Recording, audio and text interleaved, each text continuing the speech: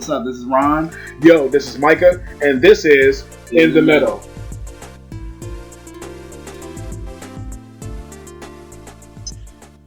Well, you want to introduce this one this time, since we haven't our schedules, man.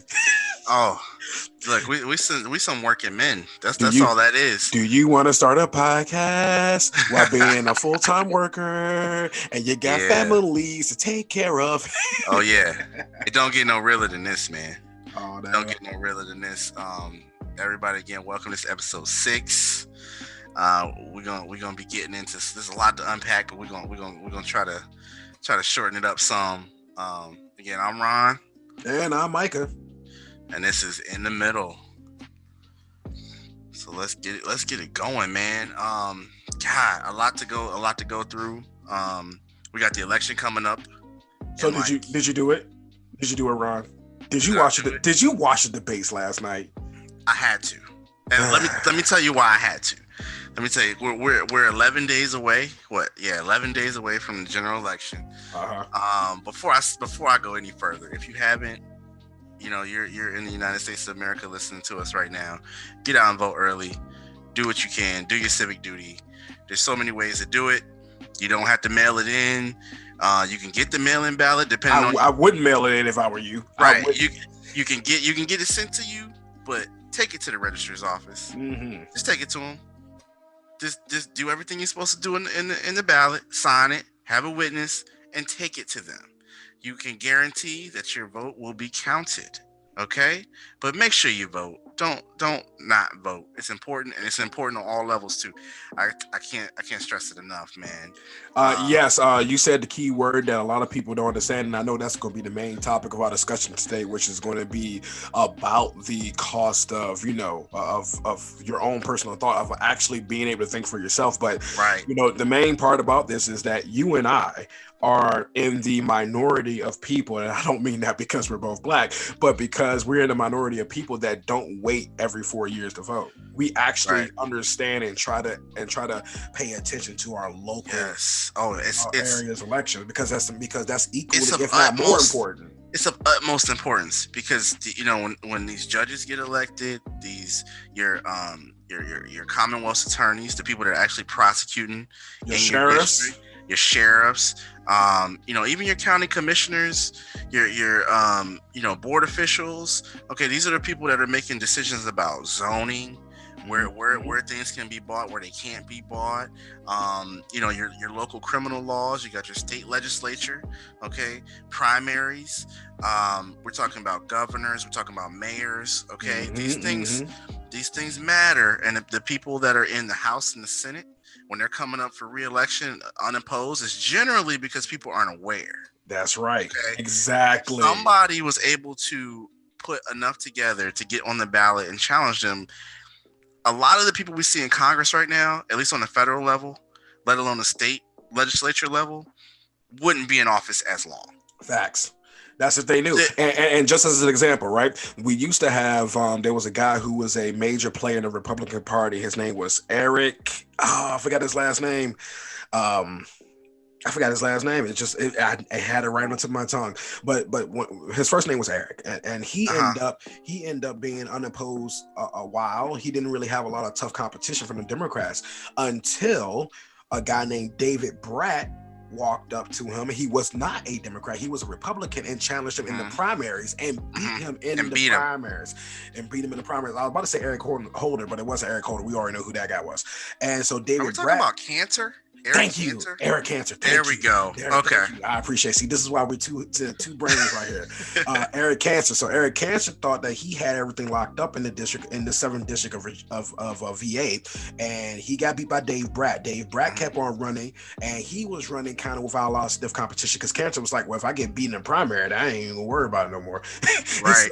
So Bratt thought he had it locked up, and he did for like 1 or 2 terms, and then Abigail Spanberger came along. Abigail Spanberger Spanberger came along and she knocked him off. Now Abigail Spanberger is going against this guy named Nick Freitas. The funny thing is, if you don't pay attention to how they do their election cycles and the campaigns and stuff like that, Nick Freitas is using the same attacks on Abigail Spanberger that David Brat used.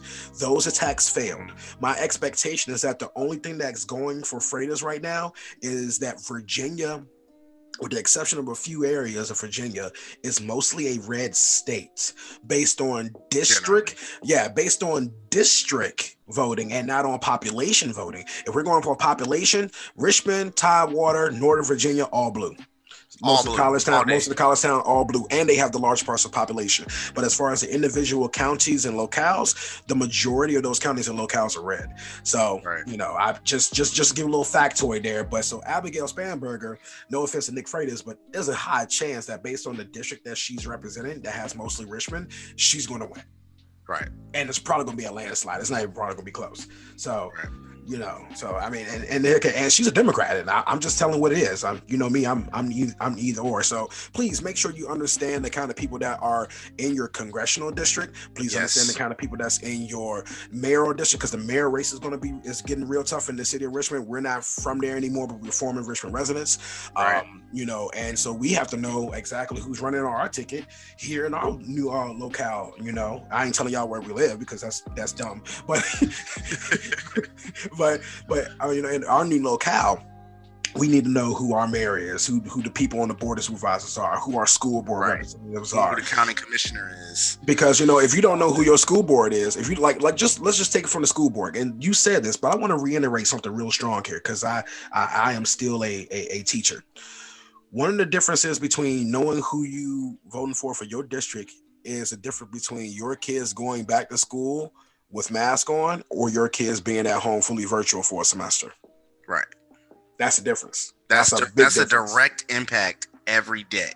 Yep. Every single day.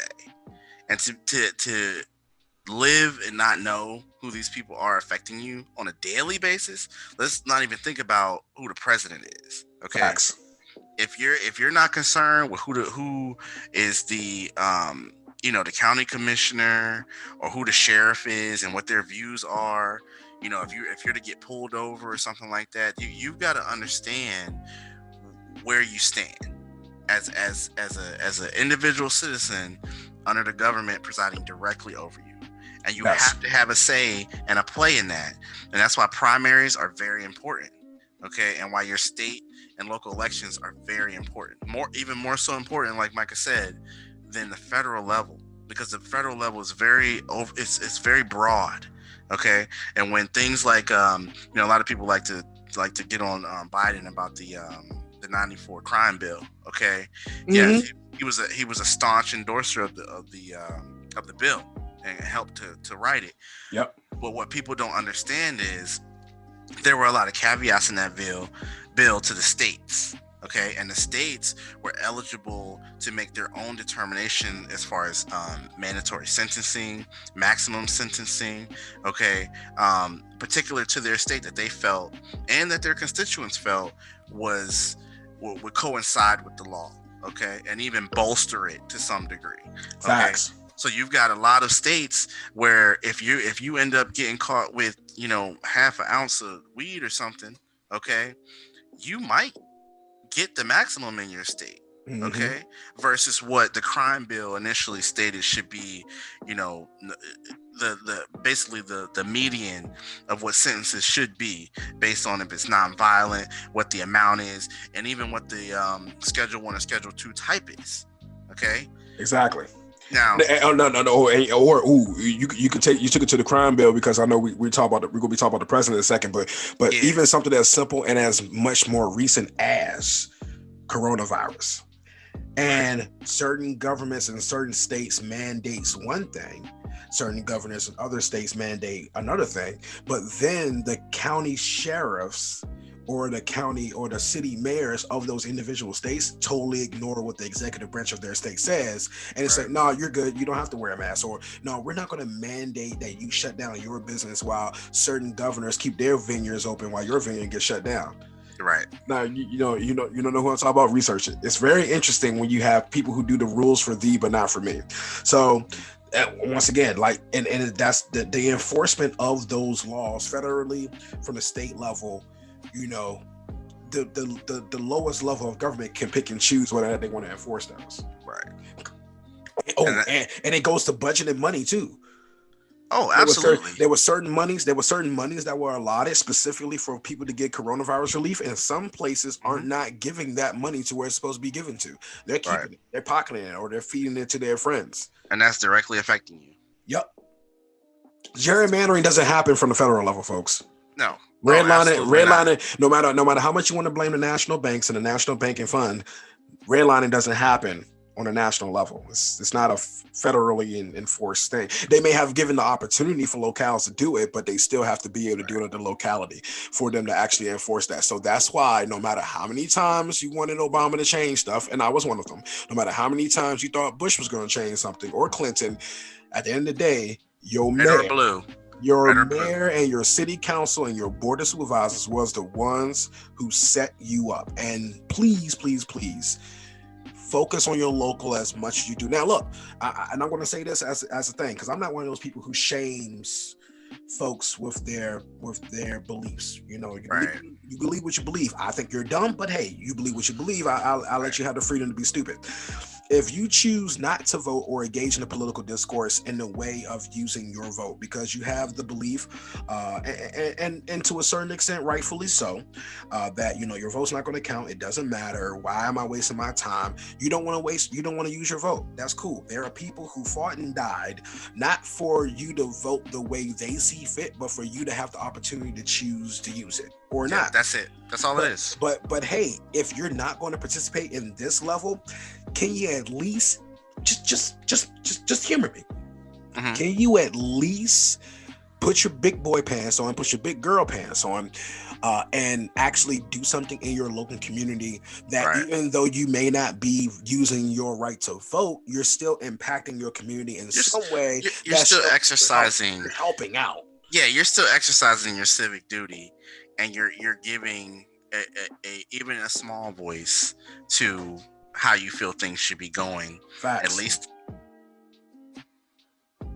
at least in your town or your county or your state. Okay, because those are the things that you're directly impacted on every single day you walk out of your house.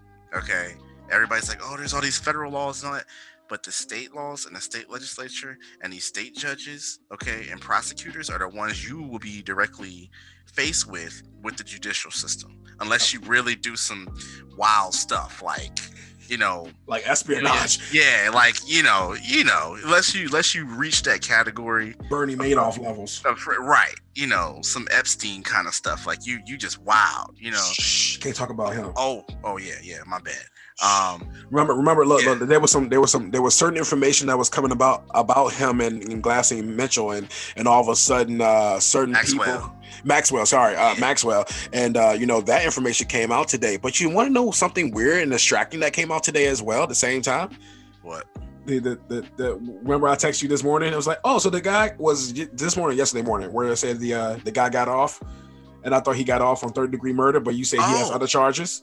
Yes. That happened at the same time. It happened at the same time. That should let you. That's another road going down. I'm sorry. I went on a tangent. Hey, I went man. left. I apologize. I But you- apologize. but You were that's all talking about the right. president. You were talking about the That's presidents. but that's My bad. okay, because we're gonna get there. We're Yeah. gonna get there because like I said, there's been a lot that's been going on. I don't dare I say we took like a little hiatus, but there's been a lot. There's been a lot going on, both with politics, with the different calls for justice for the individuals we've lost in the Black community as of late. To include Breonna Taylor, George Floyd, and to Micah's point about Chauvin, the officer that is now on charges for killing George Floyd. Recently, an update in his case is that he was allowed. He actually got bond, and he was out. He was allowed to leave the state out of fear for his safety. He was allowed to leave the state. Yeah, but he had to report to at least the judiciary where exactly he was going, and he could only go one state. Yeah. Away.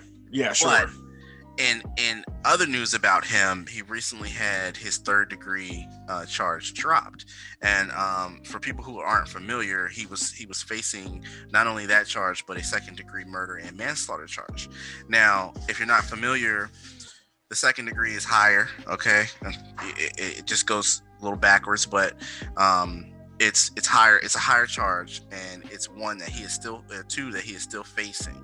Okay, so and it will garner a higher sentencing. The third degree dismissal, from what I'm understanding, was in part to a lot of reasonable doubt in regard to George Floyd's physical state. Okay, what he may have been intoxicated with, etc., as a contributor to his death. Aside from what Chauvin obviously was doing on his neck. So help me out here, because once again, when it comes to this side, I'm not as well versed as you. So the third degree murder was specifically going towards what? Like what would be the difference between, is it different between third, second, and first, the level of intent involved? Yes, there are separate pillars within each one.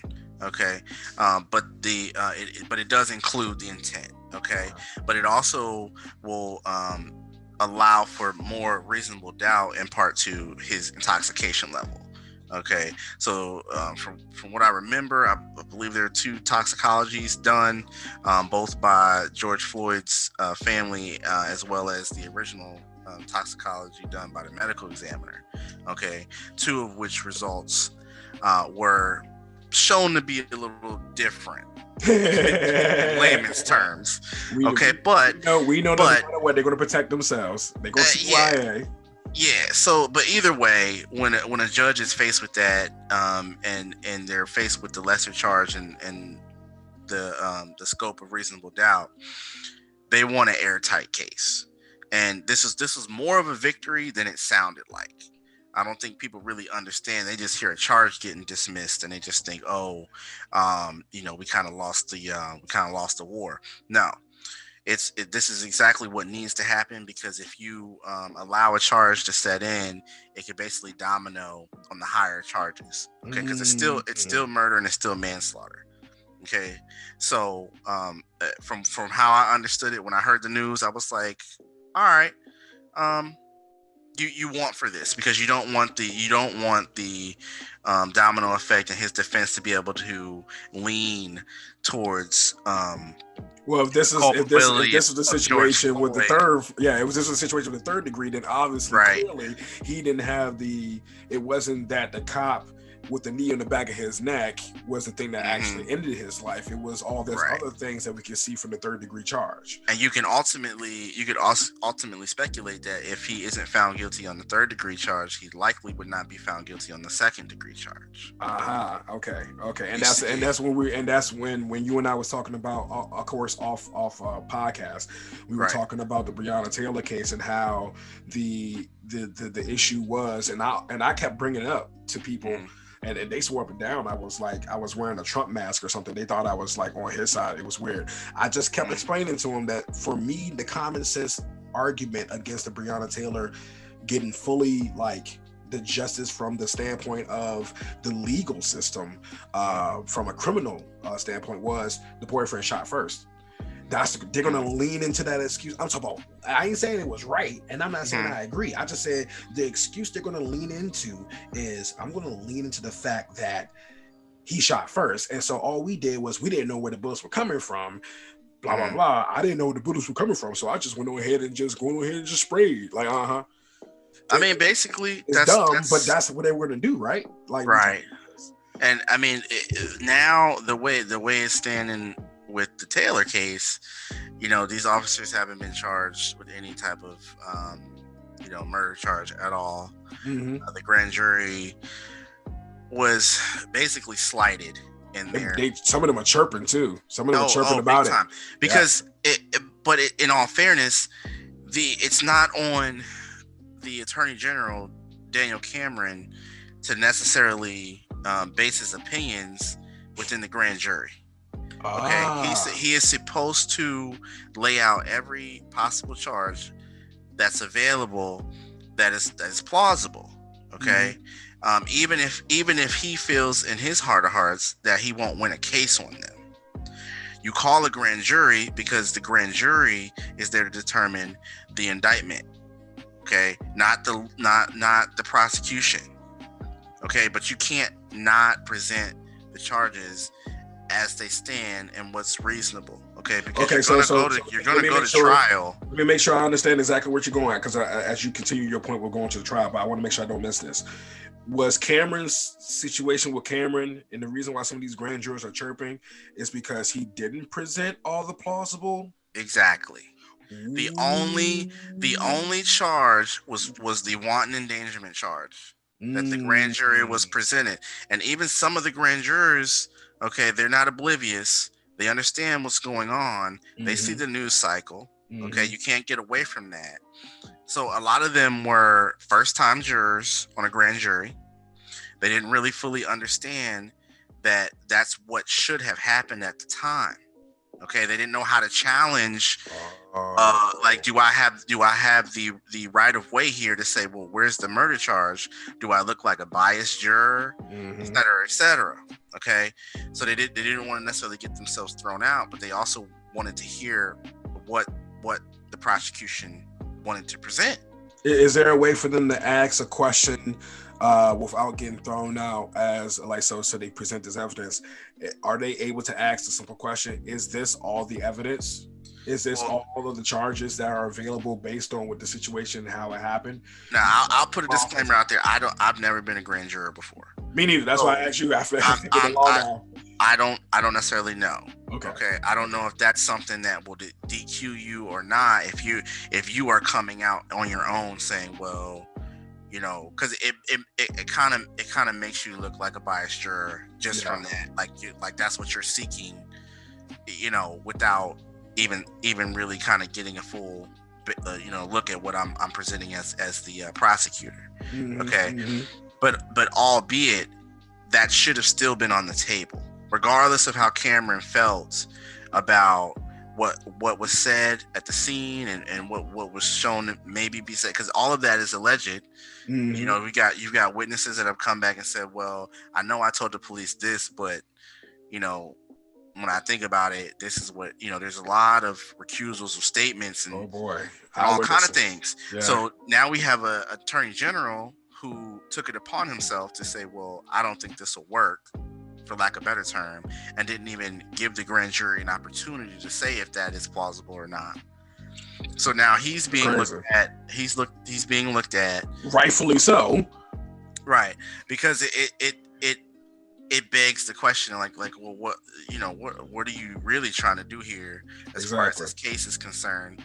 Who's your Everybody, handlers? Who's right, your handlers? Where are you trying to go? right, you know, eh, Especially because he just like you and me, you do that. There's a large population of people that start side eyeing you, mhm. wondering if you're trying to protect certain things about your and look, you guess daggone right what I'm insinuating. I'm insinuating he's covering his assets, so that way Yeah, he can secure whatever kind of political future that he wants a person to secure. Now, right. there's a way to Because do he went that a certain direction. because he went a certain direction, Yeah. and I believe that the circumstances are there for him to do such a thing. Reason being because of what state that he's in. I have plenty of family out there in that state, and they tell me all kinds of interesting things that happen in Louisville. There, just let's just say that there is high reason why he would do what he does. But Oh, yeah. if I was to not to play devil's advocate, because I refuse to be an advocate for Satan. If I was to give you a thought process, there are people who don't look like him and don't look like myself and Ron who do the same thing, and it's expected of them to do it because I guess their skin tone is different. But when one of us do it, all of a sudden it's weird and we're race trade. It's like, well, no, this is the nature of that world. Hmm.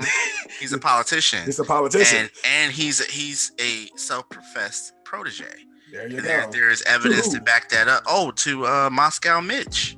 Don't get it twisted. Oh, he's a protege Oh to yeah, the. he was at the wedding and everything. Now I mean, you can't that's call like you that's can't. like his that's like his political boo right there. So you can he can Moscow Mitch. Now we got Moscow Mitch, Chinese hunter, Chinese Ukrainian hunter, or no, it's Chinese crack. It's Chinese crack. Yeah, man, this dude. Look, I'll give it to him. He's in survival mode to be whatever he's trying to be out in Kentucky. Okay, whether it's a Senate seat or governorship or something. Hey, But look, there's a certain guy, there's a certain brown skinned guy down in Richmond who's doing the same thing. He was Terry McCullough's boy. He was Bill Clinton's mm-hmm, boy. You know, I mm-hmm, mean, if he had the lube, I'm sure Bill Clinton let him do what he needed to do. mm-hmm. And he's trying to do and claim that the schools that were built were all because of his vision, even though the whole time they were fighting him on him actually trying to build a coliseum. See, that's how you gotta love how politicians, even at the local level, spin their projects. His Mm-hmm. pet project was not to build schools. His pet No, project was actually to build a coliseum. And so, locally speaking, this guy who was the boy of Terry McCullough and the boy, I mean it exactly how it tell them who sounds we to you. talking about. We talking about Stoney. Yeah, I'm talking about We're talking about LeVar. LeVar Stoney. I'm talking about LeVar. I went to James Madison University, Stony, but yet I claim to be I claim to be down for my people. Now, there's nothing wrong with going to James Madison, but don't sit here and act like that you went to Virginia State University. You didn't. You didn't go You to did. HBCU, bro. So you don't have to pretend like you did. We know what you are. It's fine. You have a successful Right. political career, but don't sit here and roll up on me telling me that you organized and created an atmosphere to better education when you and the other 9 people of that city council still refuse to fully fund the daggone schools. Y'all full of crap. And then not only did you do that, watch this now, local elections matter. You raise the meals tax Yeah. to that which is actually not comparable to the competition around us, which is Henrico and Chesterfield and things like that, which is much, they got better stuff than we do. We're just getting it. You raise the meal tax and then tell people to shop local, thinking that raising taxes was going to actually encourage that. And you can tell there's people who actually experience a lot of different losses. I have several gentlemen who are of brown color, who, we're going to talk about people of color, of brown skin tone, who have businesses in the Richmond area that have to go through extra loopholes because of the Black Democrat mayor and the majority Democrat city council. Yeah. I'm just letting you know, don't trust. This is where I get in trouble, Ron. Don't let the D pause. Big pause. Fool you. Don't let it fool you, man. Because at the end of it, and we'll talk about Ice Cube later, because that's the one thing that got me fired up more than anything. The thing about it is that Ice Cube was going to trust the D, and the D D'd him. Yeah. That's time. I mean, sat him in the corner. Sat him in the corner and told him wait I'll wait while I sodomize you, and then I'll go ahead and wait till the election to come through. That's dumb. But that's another story for another time. We'll get to that later. Oh man, yeah, you ain't said nothing but the truth. I mean, it's a good segue because Cube. I like Cube because he's very unapologetic. He doesn't really mince words a lot. When he's got something that he's got to say, he's gonna say it.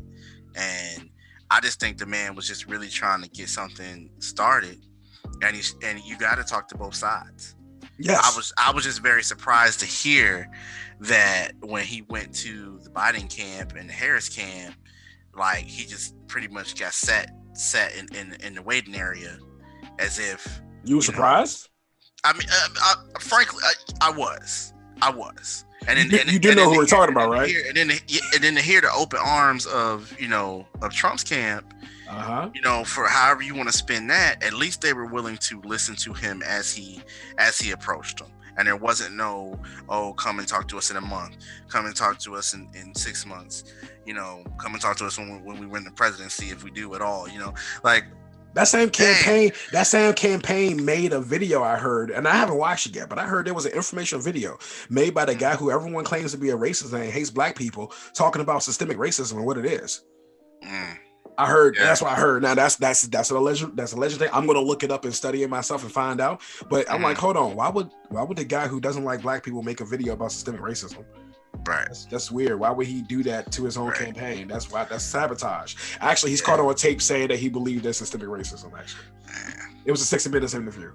It Oh. was a 60 Minutes Oh video. He was caught yeah. on, and he out his own mouth, the Darth Orange's mouth, his own mouth. He believes there's a lot of bad things that happen to black people, and it's basic and it's systemic.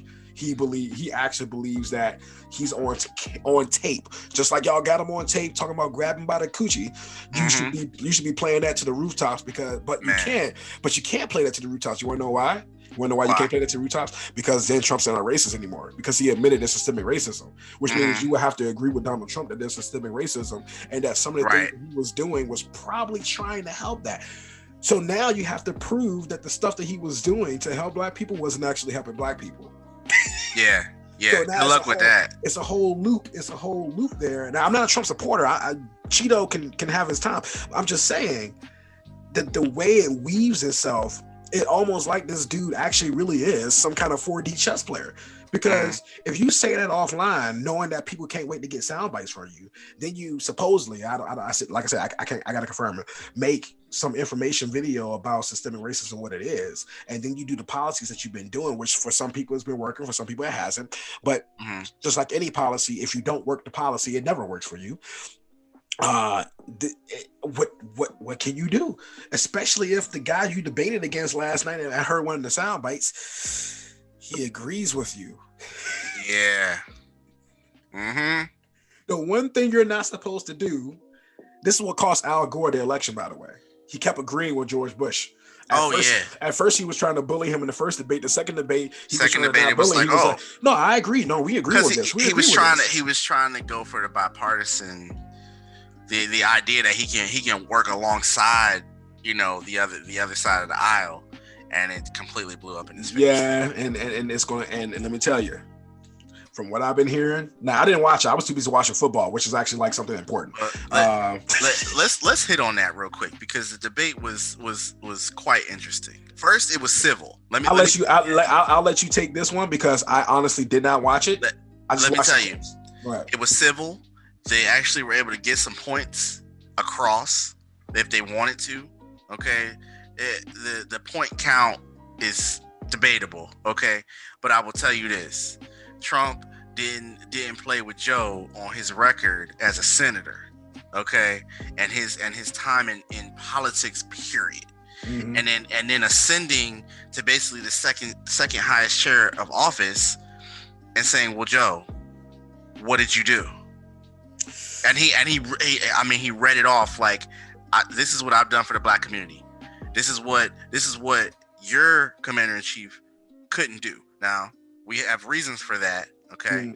But we have reasons that we say, but when you have a majority of your party and you don't get anything done in that same time, when the other guy doesn't have a majority of his party outside of, well, he doesn't have the House, but he has a little bit of the Senate. He's got the Senate, and that's basically Congress. But you have the entire, but you had on that point. Every time I hear that, I was like, he had both the House and the Senate, and he was the president. How can you not get with the things that you wanted to push through, you forced them through. That's all I can say about that. He did. No, but go ahead. I'm sorry. No, but you're right. But he literally ran down the line of the things that he's done to contribute to the black community. Maybe not affect it directly, okay, but there are going to be some ripple effects with the HBCUs, okay, with the opportunity zones, with I don't want to give him prison reform, but he definitely has kind of he started it. He started it. Yeah, he's when's the last time you saw a federally backed actual concrete even starting point? I don't know. Yeah. I'm just asking because I have it. And that's what I'm saying. I had to concede some points for him in that regard, and there was nothing that Joe could say. There was nothing that he could say. And then he even hit him with Harris. Saying, look, you set up the 94 bill, and then she reinforced it to the max out in California. That's true, which is because facts. that's exactly what we just said at the beginning of our podcast, is which the local person had to Hmm. enforce parts Right. of that bill, and Right. So now therefore she did it. you've got thousands of black and brown men in jail Hmm. right now, okay, for small, like nonviolent crimes of possession, okay, drug control, schedule 1 and 2 possession. Uh huh. That she, again, because the state of California said we got 3 strikes and it's gonna be maximums, Hmm.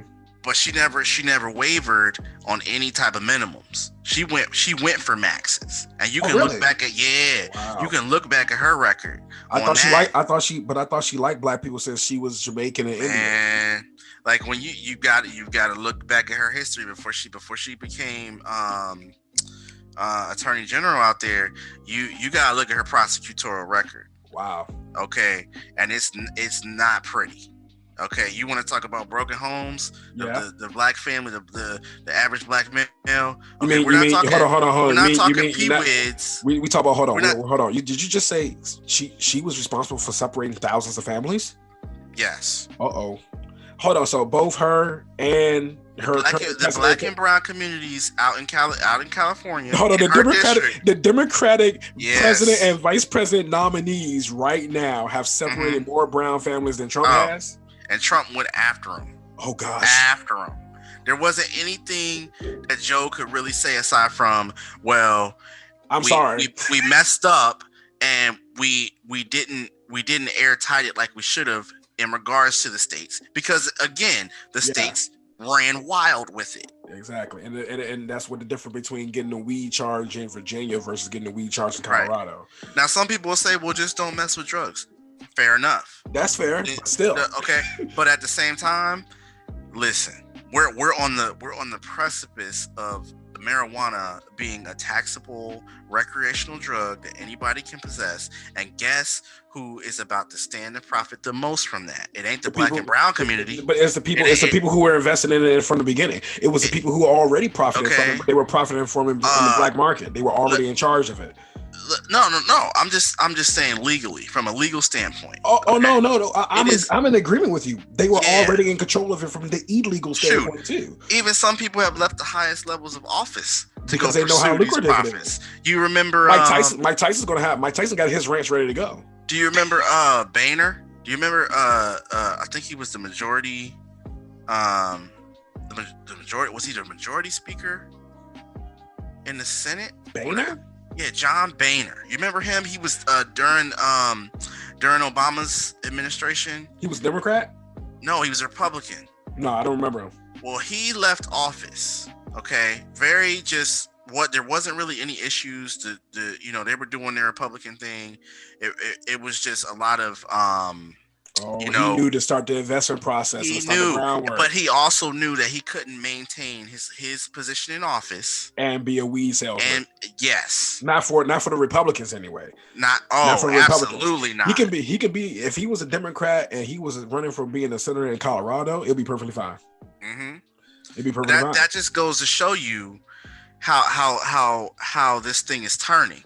Mm-hmm. Okay, and we've got 36% African Americans in jail right now in relation Based on weed, and I based think on that's weed. and honestly I think that's really dumb. And And I'm a and person. it's gonna be I'm an worse though, Ron. industry. I'm worse though, Ron. I think that all this is me. I Mhm. think that outside of any violent acts of crime, if you want to shoot heroin in your arm because you're stupid, Mhm. I think you should go ahead and shoot heroin in your arm because you're stupid. Here's the thing though, I'm not going to pay for your treatment. My Nope. neighbors in my community are not going to pay for your treatment. And Nope. right now, there are people, black, white, and whatever. We know the disparity in charges with black people versus the black Americans versus white Americans, American minorities versus the white majority. When you have a weed charge, but there's Mhm. folks right now in that same place that Kamala Harris is from. Mhm. Depending on what part of what city you go to, you can get heroin needles and tourniquets and everything, and you will be treated like the best thing ever. Safe havens. But don't have Safe no weed havens. though. But don't have no weed. Don't Want have your no medical weed. marijuana. Don't you better not have no goddamn weed. I'm like, Even though there's dispensaries all over the place, But Okay. heroin, you get a pass and a pat on the head and take Yeah. care of for heroin. Mm-hmm. The thing that can take you out of here actually fast. That's it, man. Now that's what I call. Now see, that's where I call inequity, and that's where I Yeah. call privilege, and that's where I call. Yeah. And trust me, that privilege ain't that privilege.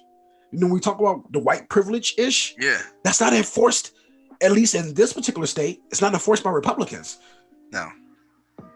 It's enforced by the lady who decided Yeah. to go ahead and go get her hair done while she told everybody else they had to shut down and suffer their Right. economic consequences. Your hair ain't that good anyway. You ain't got nothing but a wig on anyway. What hair No. you getting done? I What hair was you like, getting come done? on, Nancy. What are you doing? What are you doing? And Hey, then look, had the nerve to say and had a clap back too. She had a clap back for it. that they set her up. Yeah, No. yeah. She had You had that appointment set a month ago. exactly. You knew. You know. And there's cameras everywhere, so don't play. Yep, and that's why I mentioned the governor of California earlier. There's a situation in which all the other vineyards are ordered to shut down except for his. He has a vineyard. Oh, interesting. Hey, look, and I'm not lying to you. You can look this up. I saw another video. This once again, who your locality is, right? Self-thought. Think for yourself, folks. Look, think for yourself. The governor of California set up guidelines for Christmas. Now, whether you celebrate Christmas or not, that's not the point of what I'm saying here. He set up, and him and the Department of Health of California set up guidelines that instruct you how to celebrate Christmas with your family.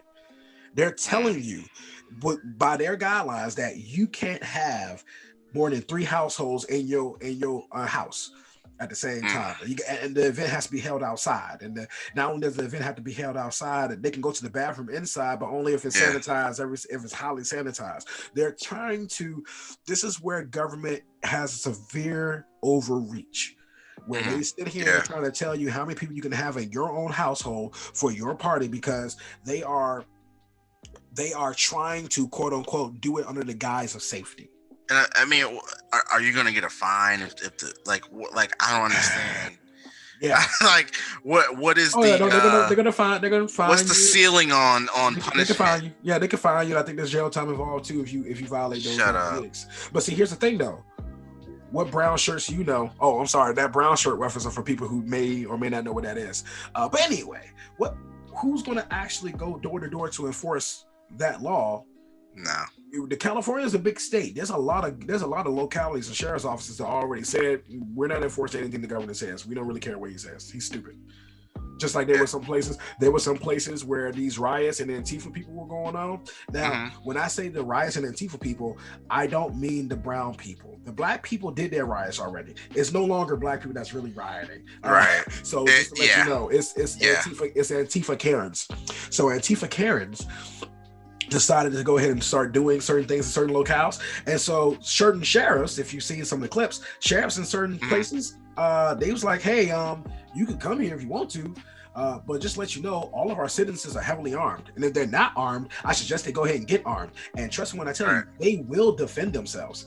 Not like Kenny Karen did in that big estate, but they say they will defend themselves. And I'm like, yes, I am all for that. Self-defense, not aggression. You sit there coming trying to mess with my stuff. Me and Priscilla got something for you. Right. Now just imagine a society where everyone knows that you're more than capable and you're educated on the use of a firearm. I don't know. Dare I say that? Is that Switzerland? I don't know. Yeah. Is that Switzerland or Sweden? Which one is it? It's one of those two. It's one of them. And dare I say, fully loaded. They're fully loaded. They don't have high crime there, and I wonder why.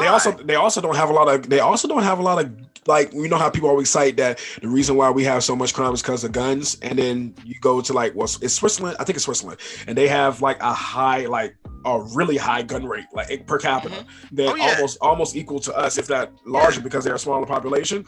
They don't have the same kind of gun deaths, and I think that's because culturally, everyone knows, and everyone's educated, and they know, okay, I might go in here with my one gun, but I'm outgunned everywhere I go.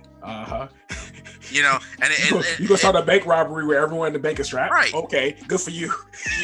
But you don't have high crime. You don't have high violent crime there for that reason alone.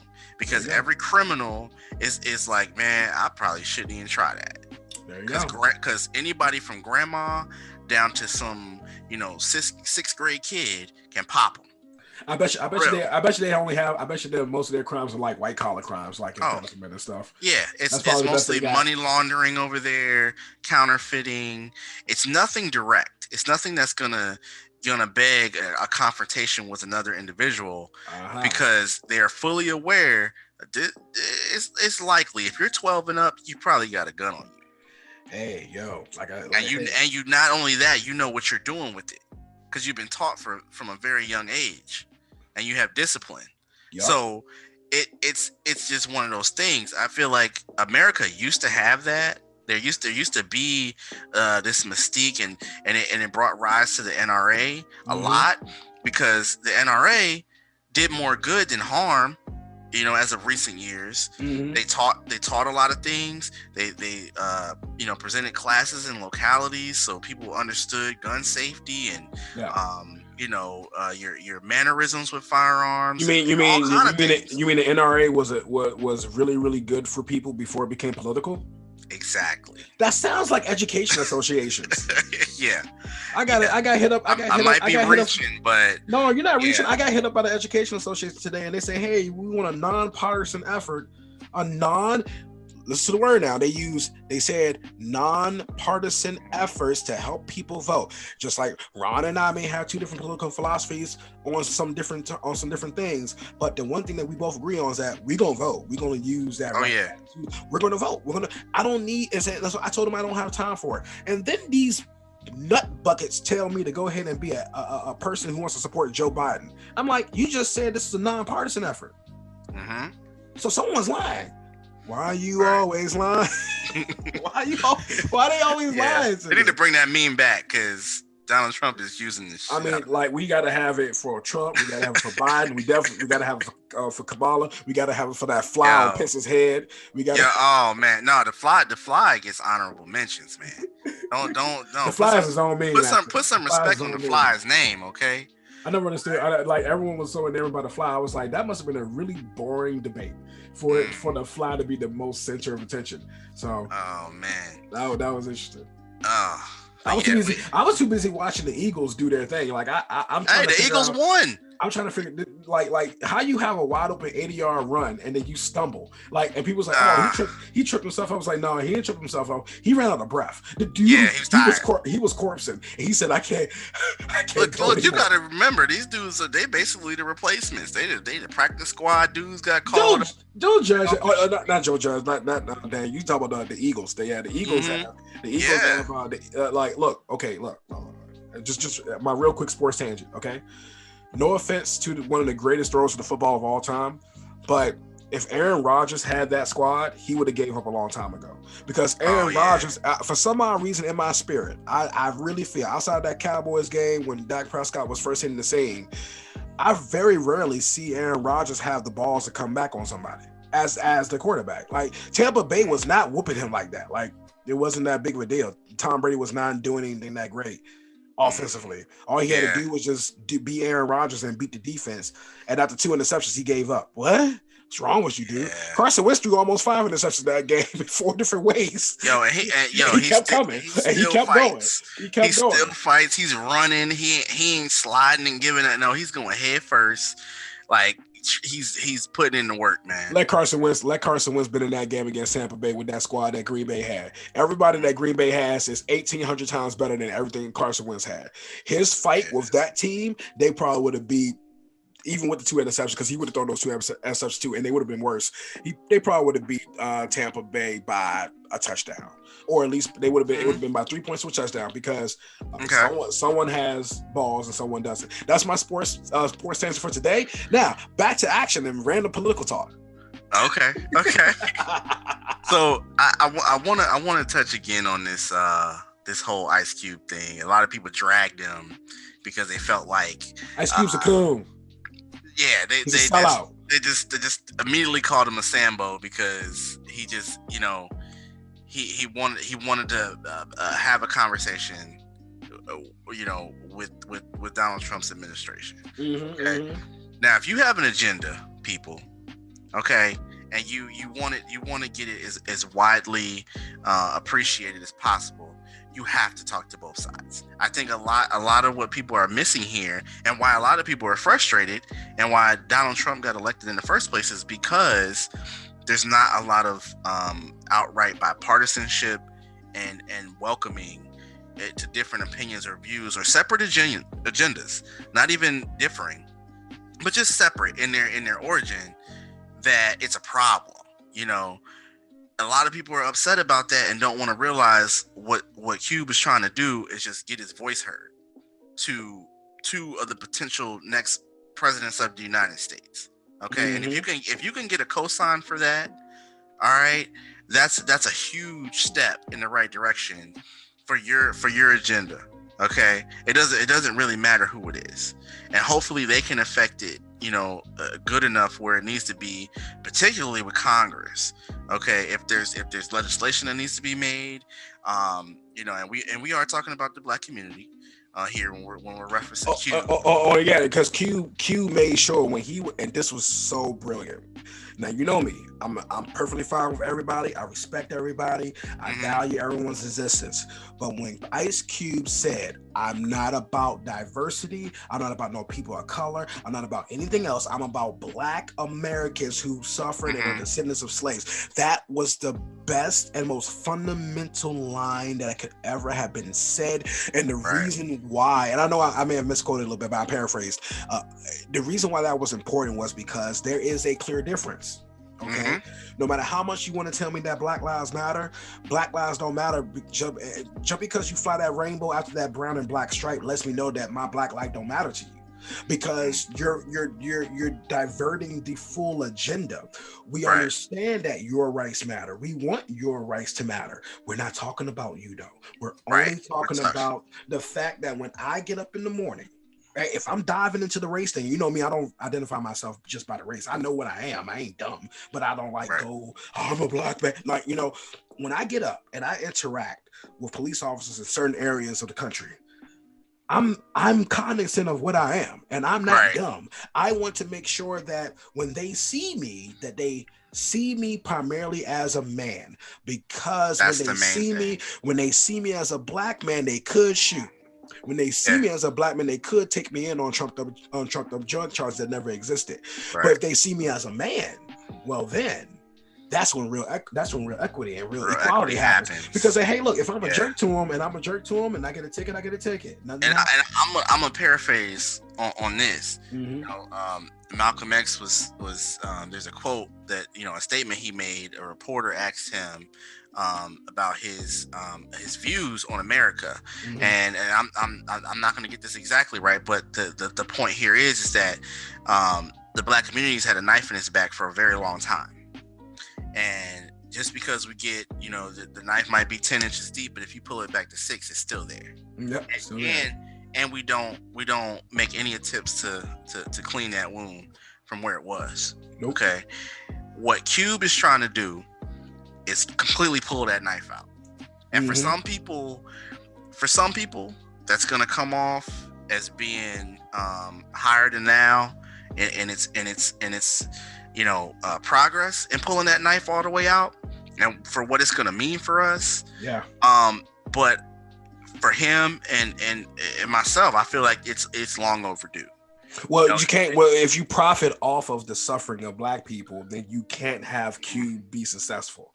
There are people whose whole careers are made off of Black people suffering and the preaching to Black people that you are forever a victim. Their whole career is based off of that. In fact, there's certain people who have so much money they had to go ahead and pay. They were able to pay their taxes their back taxes off in cash because of the lies that they've been spilling to Black people. And there's people, and what trips me out about this, Ron, is, and this won't be good for the podcast audio, but can you clearly see this picture right here that I'm holding up to you? Can you kind of clearly see it? A little bit.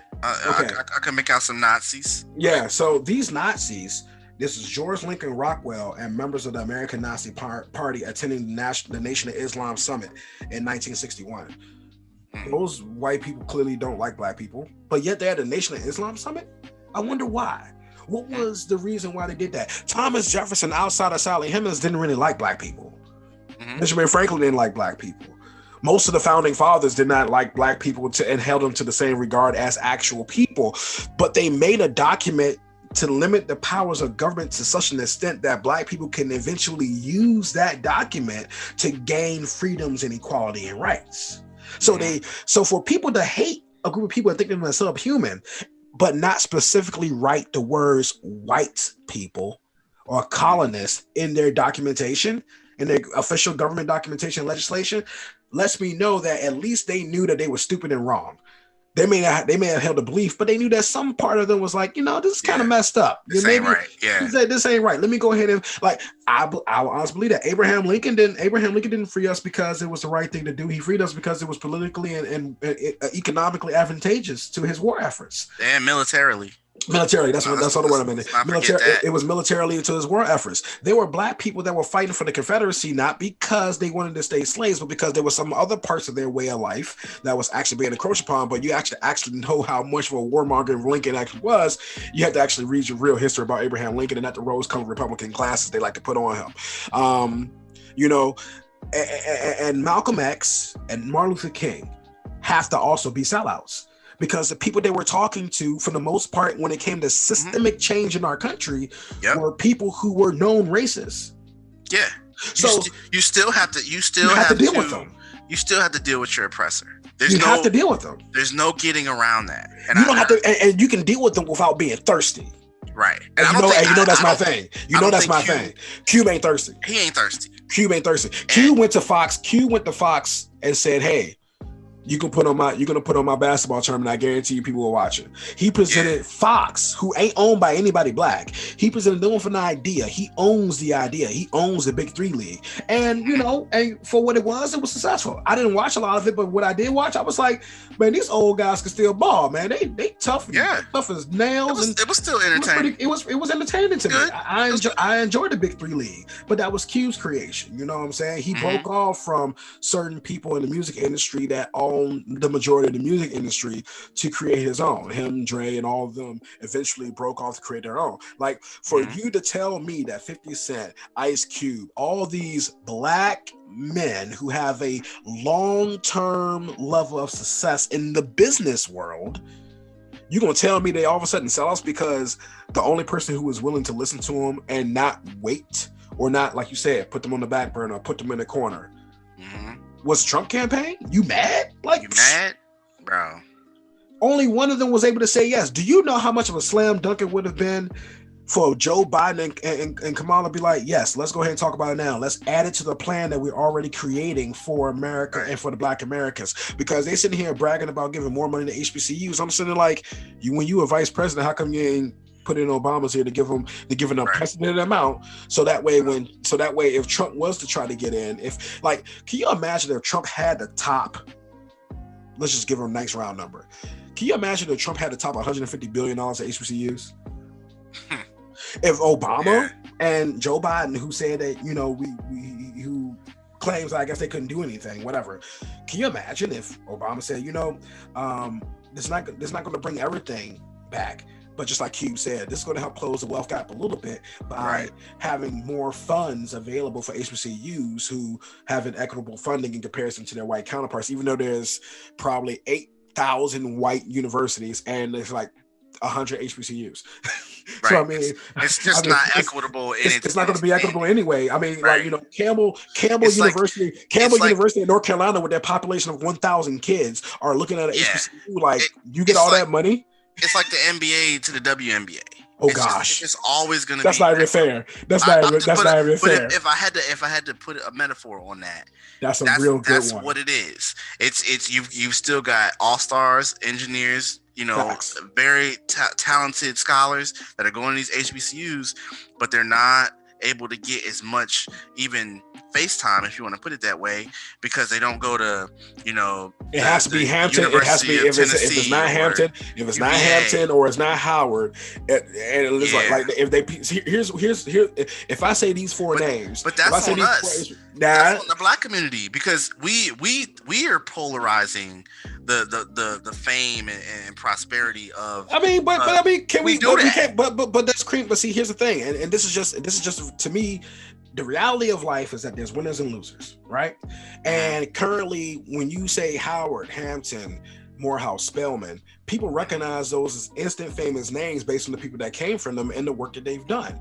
You Hmm. know, my university, Virginia State, my university is recognized not from medical, not for biology. Well, it's recognized primarily for two things: agriculture, the agricultural school, and the way that we be able to do things in the realm of agriculture, and right now education and business. And Reginald F. Lewis is one of the most prominent in history, one of the most prominent black businessmen there was. He's responsible for one of the first $1 billion deals. Like, we have that because we promoted that, and we expressed that. Hmm.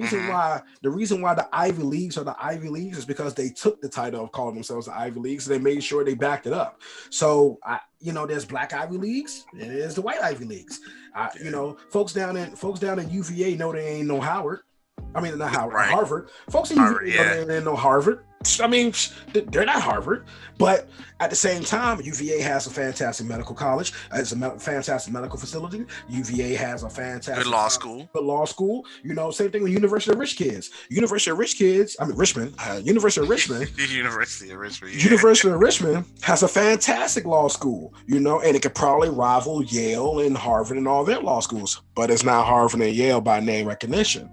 So, Right. so once again, I get what you're saying. I'm not saying you're wrong. What I'm saying is that it's one of those things that we need to stop pretending that we're extra special because we're black, and realize Mhm. that societies have these things in place. There's a reason why when an Indian person immigrates and they have a family ancestor that immigrates over here, they go to premier medical schools to Mhm. get their medical degrees. They don't go to HBCUs because They don't BS about it. They don't. there's no HBCUs that I can recognize right now that has a fantastic medical. I don't know if Hampton has a fantastic medical degree program. I know they have a great engineering program. Mhm. I know that. But I can't speak to anything else when it comes to them. There's other HBCUs that their music program can kick the butts can equal and rival the butts of Juilliard, of Eastman, of University of North Texas, UNC Greensboro, all those universities that's known for their music programs. There's some HBCUs that can compete with them, but you got the winners and losers and the prestige and things like that. So Right. that's what I'm saying. I'm not saying you're wrong. I'm just saying that we're not that special. That we have Right. that we're saying Right. that they're not going to do it. It's like, nah. The HBCUs could use some better funding though to kind of keep up. So I do agree with Yeah. that. I do agree with that. But I Yeah. think I think the funding shouldn't come from the government. I think the funding should come from us. We're the ones who make it Oh, work or not. that was So gonna be my next can statement. you Is imagine if Harvard? Can you imagine what will Harvard be unless no one put money back into it? right. You got to have a good alumni base Yep. that's gonna come back. And I'm not.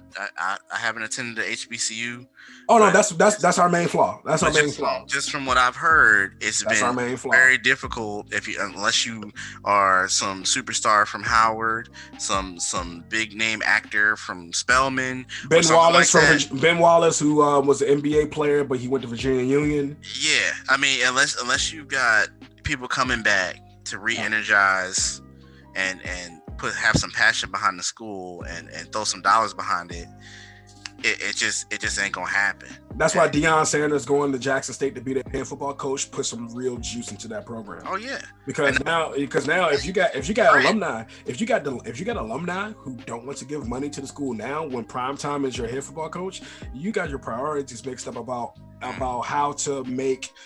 One of the things that closes the wealth gap is levels of education. And so it's a pillar.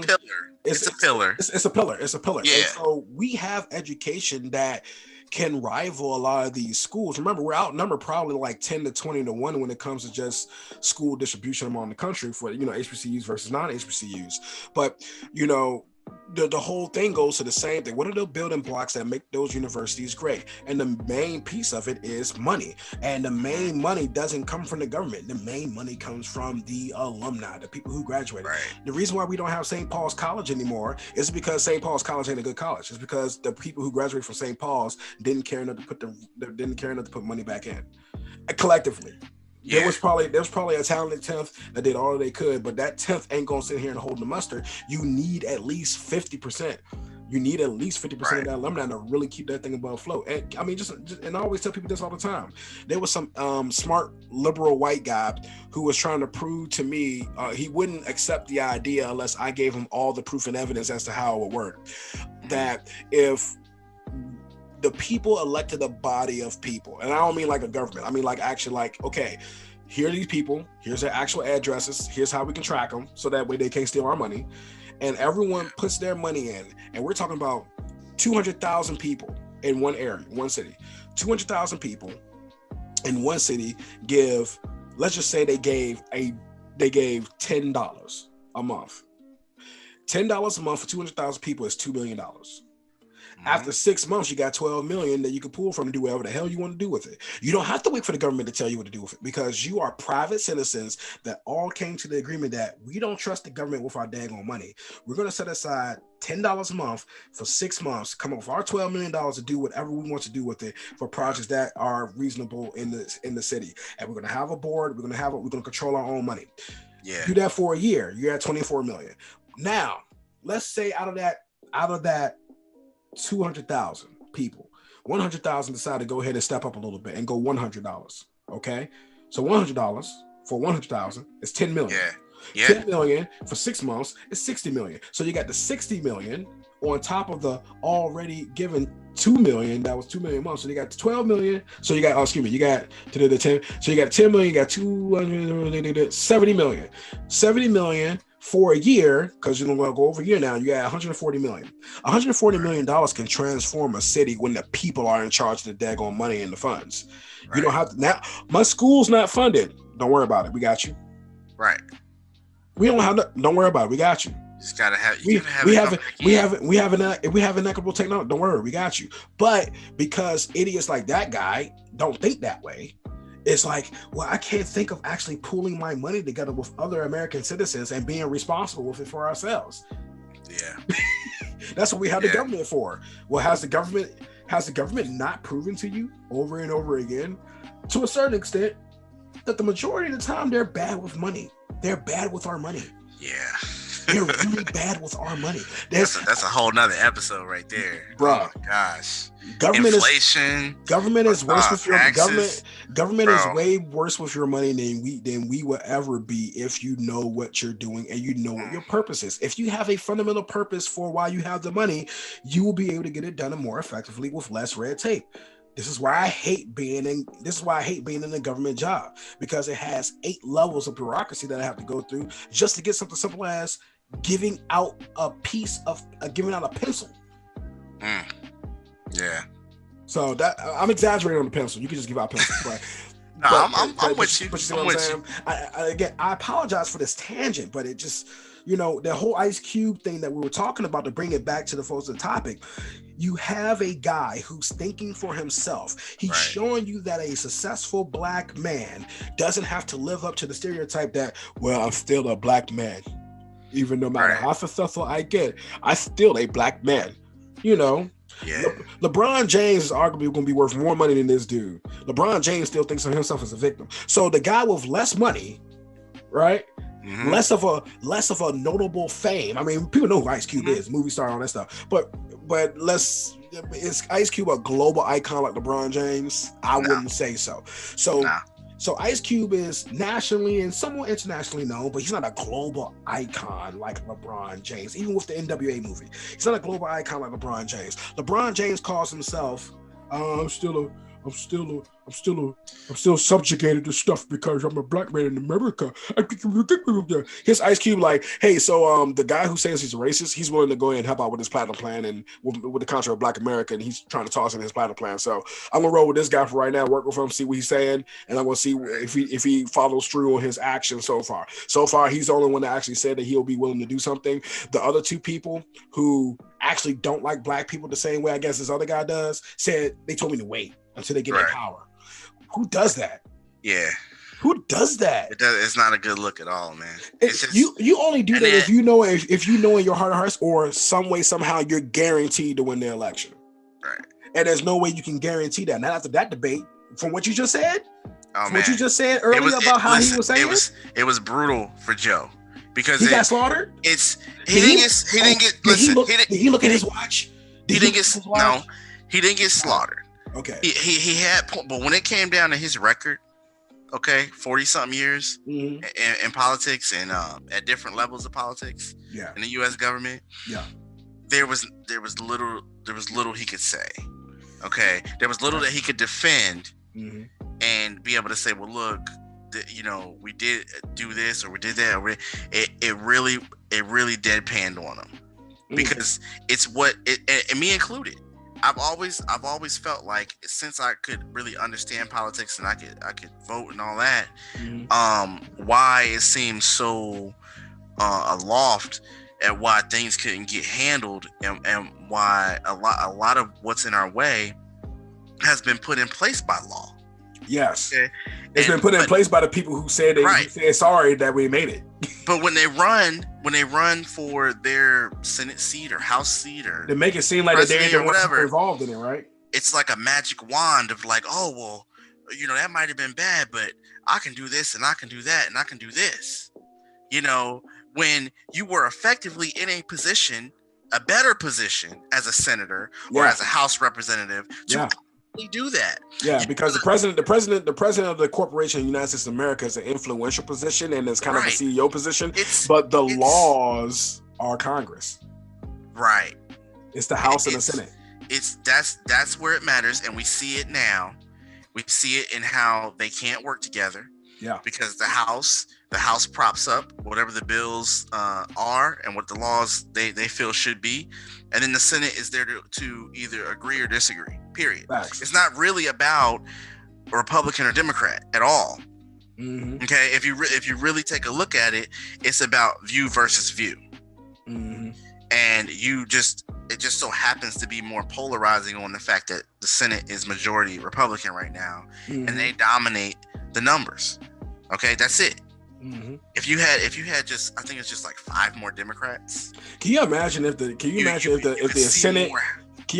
Senate and the House were all Democrats, and Trump is sitting here trying to pass these do these executive orders? And some of them favor minorities, and then the Senate and the House combined to strike it down. How bad would that have made the Democrat Party look? It would have been the twilight zone of the previous administration, okay, and it just would have been flipped on its face. Yeah. Except you would have had the polarizing media being CNN versus Fox News. Yeah. Okay. Yeah. Because CNN would have defended, and because they're doing it now. They defended every single. Did you see how I did see the interview with Ice Cube and Chris Cuomo?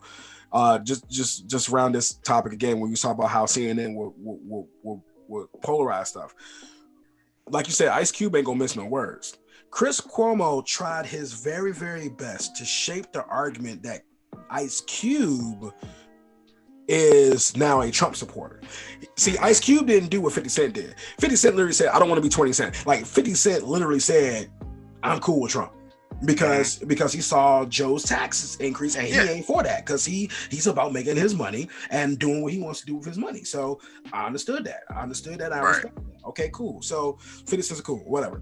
But when Ice Cube was fed hey, Ice Cube, I'm a white liberal, so I'm better than you, and I'm telling you that in order for you to do this, you have to accept the fact that you're just like Kanye, like you're just brainwashed, and it's okay. Like if you're not, it's like no. First of all, Ice Cube, like first of all, You ain't gonna Mm-hmm. sit here and just say that I did this and I did that. No, I reached out to both parties, and one of them Yep. said, "Wait till I win," and the other one said, "Okay, well, let's see what you're talking about." Right. But the Last I agenda checked, didn't change. the agenda didn't change. The agenda didn't change. But Right. they try to make sure, like Ice Cube's agenda didn't change. Who said yes changed? Because Exactly. because the people that's supposed to say yes to us, that's always Didn't. saying yes.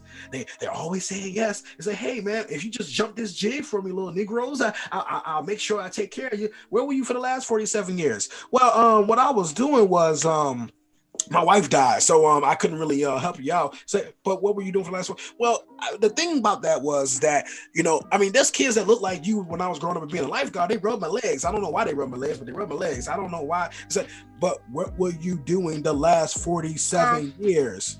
I'm just bolstering the war on drugs and You know what I you find know. interesting? You know what I find interesting about the term white privilege? Because we know it's a real thing. Because there is, depending on what society that you go to or you live in, there's a certain Mhm. class, there's a certain privileged class in that society.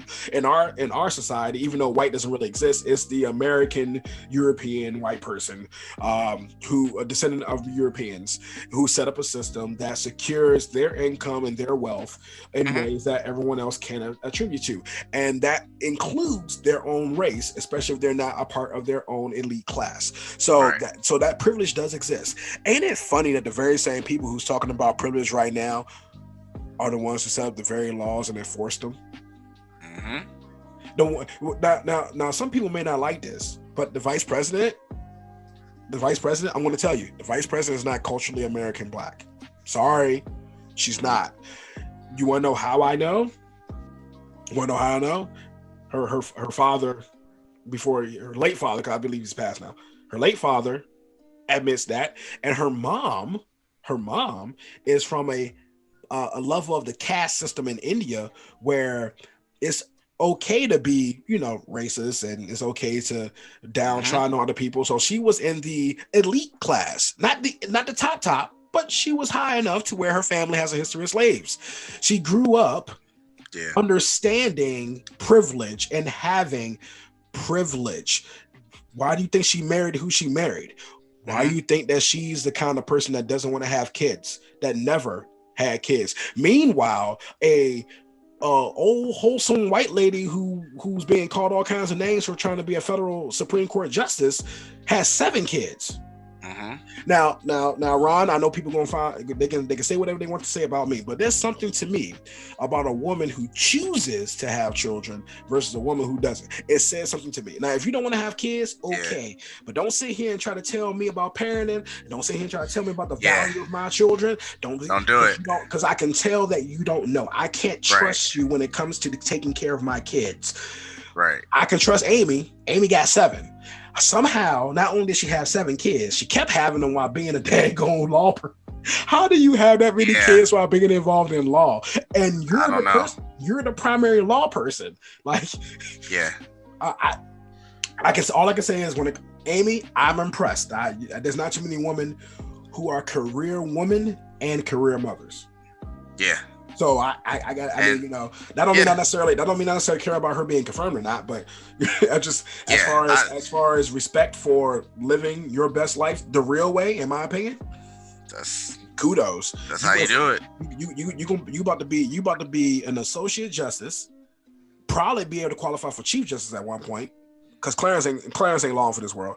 Uh, Yeah. Clarence ain't long for this world. He's in the He's fourth next. quarter. He's not, no, he ain't in the fourth quarter. He in overtime, bro. He's in overtime. He about to be in sudden death. Like, Oh and man. Clarence ain't too long for this world. I respect the brother, but he ain't. He. Mm. I honestly, I thought he was gonna go before RBG. Like, I thought RBG was gonna pull a No, big. I thought RBG was the oldest though. She was in her 80s, man. Yeah, but like Clarence Thomas been there since what? Like the Yeah, but he's 1910s. only like what 70 something, Yeah, but he's like also a black man. barely 70. Yeah, but he's a black man. Just Uh, statistics and numbers. Statistics and numbers. I don't Like, know. usually His life survival rate expectancy. his Life survival expectancy. rate goes up with his occupation. So I don't necessarily That's believe true. That's true. The that's occupation. You'd be he's had surprised how. epic healthcare for years. Exactly. Exactly. So Exactly. yeah. Yeah. But we coming to the close, man, All and right. again, the cost of cost of self thought, man. It's out there. I say it's priceless. I feel like Cube did the right thing. I feel like eventually somebody's got to do that. I mean, we were doing that through the civil rights. Whether you have a particular view about Martin or you have a particular view about Malcolm, Yeah. they stood firm on what their agendas were, and so firm that it got them taken out, for lack of a better term.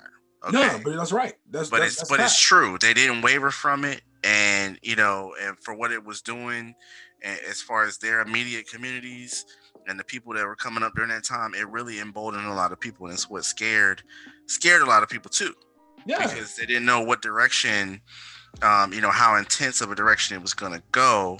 But albeit it was an agenda, and it was a direct agenda for us as the Black community, and we've kind of since wavered from that.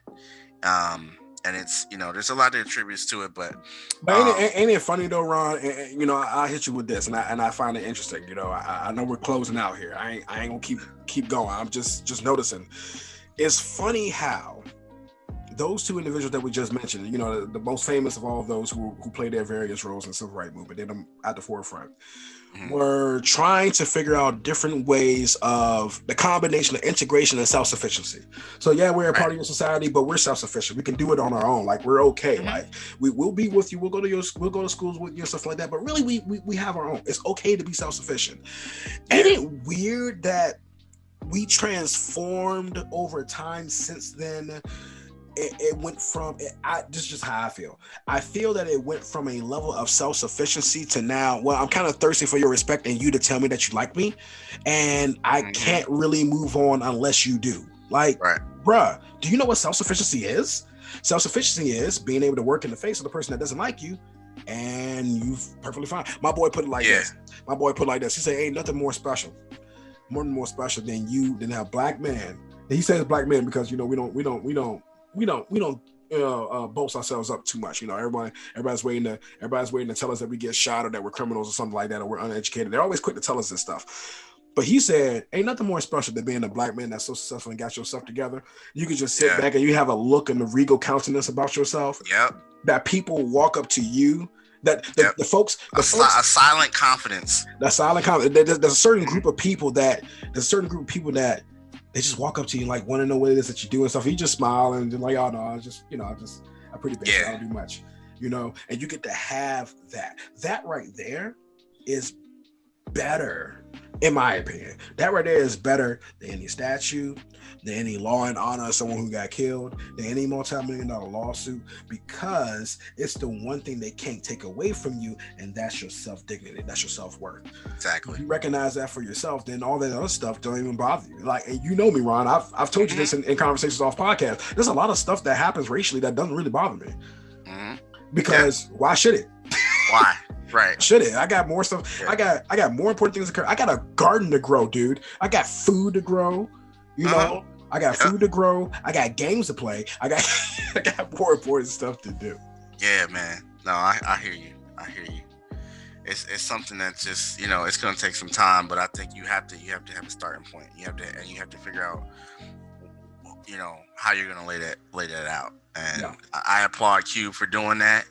Me too. And he put his feet to the fire, but somebody's got to kind of do that and have that level of confidence and bravery to do it. Otherwise, it's just not gonna happen. So facts. I'm so glad, man. I wish if I don't know if it's gonna come down to it, but if there's ever a conversation like an actual like Ice Cube goes on DL Hughley's show and fries DL Hughley up for that dumb comment that he made. Oh man, talking about why Donald Trump always got to have celebrities in front of us. Like, did he not see the 2016 presidential election? Oh yeah. Did he not see? Not even get started with that. Hot sauce and camel lips, Jay-Z and his daggone wife. It was like an award show. Like, gosh, like did he not see this? Or was he just saying that because he just particularly don't like Donald Trump? Anyway, I found the hypocrisy interesting. Well, Yeah, excuse me, it's not. indeed. Yeah, it is hypocrisy. It is. Just be honest all the way around. Like I will tell Yeah, you straight just up, there are some things about Donald Trump that I find racist, and there are provable things about Joe Biden and Kamala Harris that is racist. facts. Just It's true. you can't tell me otherwise, not based on actual evidence. But see, here's the thing. That's where I get in my problem is I'm trying to make an evidence logic based argument to emotional groups. That's dumb. I don't know why I do that. That's because they're gonna stick with that emotion no matter what. I don't care. I don't care. I don't care. Orange man bad. Orange man bad. Orange man bad. Okay. All right. Well, enjoy your kids in cages. Yeah, he did that. No, actually, it was the black guy. But okay, enjoy yourself. Yeah, that was yeah. I remember you with that too. I saw you. You should have watched. I'm telling you, you should have watched the debate. You should have because I'm sure Trump fried him. it was clear that Trump was took some effort in listening to being coached and understanding that he couldn't come out there and be just a bulldozer like he was the first time because it even his base couldn't understand where he sat on certain things aside from just knowing that they support him and they like his brashness and all that, but that's not policy.